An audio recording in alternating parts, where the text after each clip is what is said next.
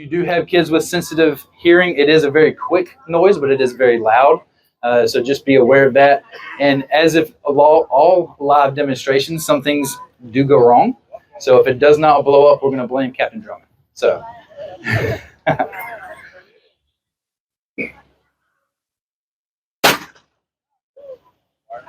All right. So imagine that in your face. That's why we keep you guys back here. I have seen things, or we have done in training and extrication to see how powerful an airbag is. We popped one on the ground, and it flew, I want to say, about 20, 30 feet up in the air. So it definitely has enough power to be aware of and to be careful of. So as we're cutting on these cars, that is one of our considerations is, has the airbag deployed? Are there secondary airbags? Because there are mechanisms that will pop the airbag again, even though it's exploded that first time. So we'll let our team go ahead and start with the demonstration. One of the reasons that we might have to extricate is because we simply can't get the door open. It might be stuck because of the compaction of the car during the accident. It might be some kind of mechanical failure that just does not allow us to simply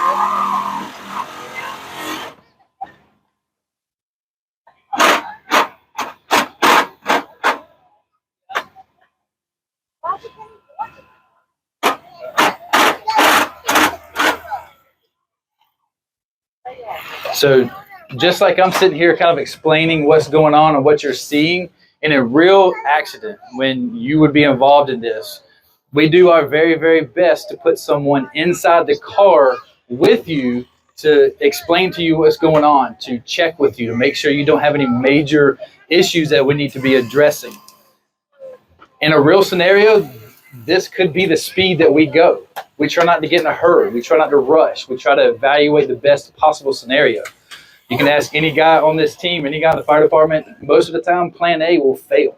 And so we have plan B, C, D, and E that we might have to go to. And sometimes we have to pull back, evaluate, get a fresh set of eyes to make sure that we're not missing something. Because as of right now, these guys are highly focused on what's going on right where they are. So the incident commander, whoever's in charge, would be walking around the vehicle, checking the vehicle. Is there things that we need to be aware of that could affect us that they're not paying attention to? So we think about your safety, we think about our safety in these events.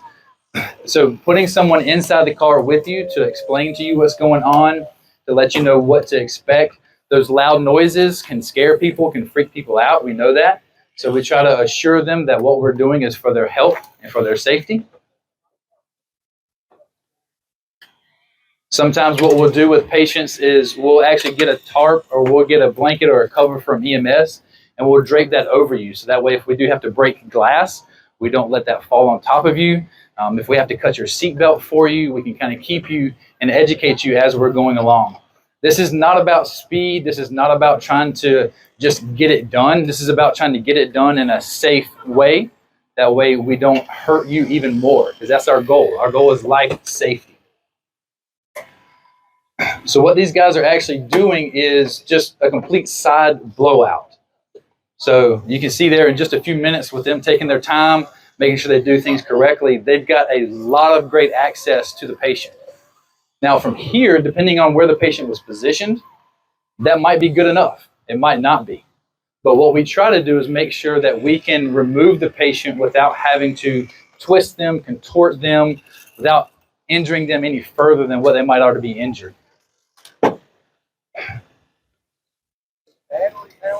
Like, need to be tethered to the fire truck or a generator. Yes, that's a great question brought up by Matt here from our local news station.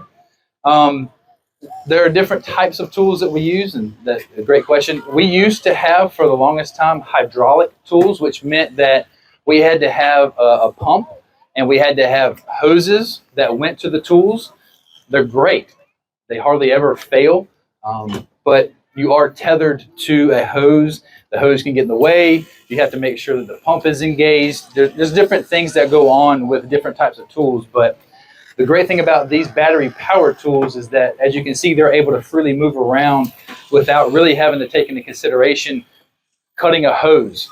That is definitely a consideration we have to think about when using those older hydraulic tools. So yes, these battery powered e-tools, as we call them, are a great addition to the fire service, and they allow us to do our job more effectively.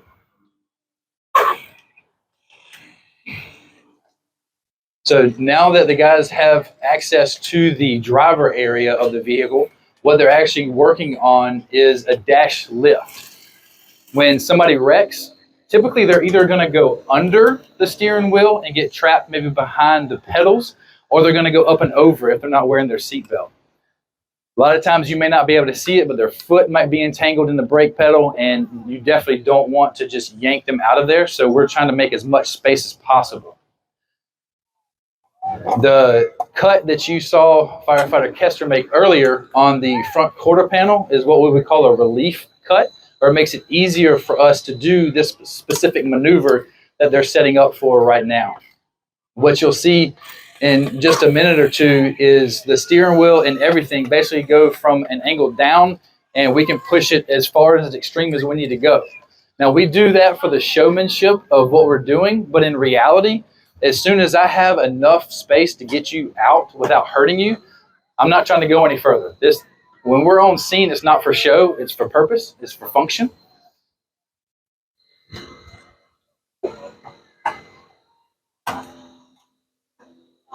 There you go. We can see we got some separation from that first post, or as we call the fire service, the A post.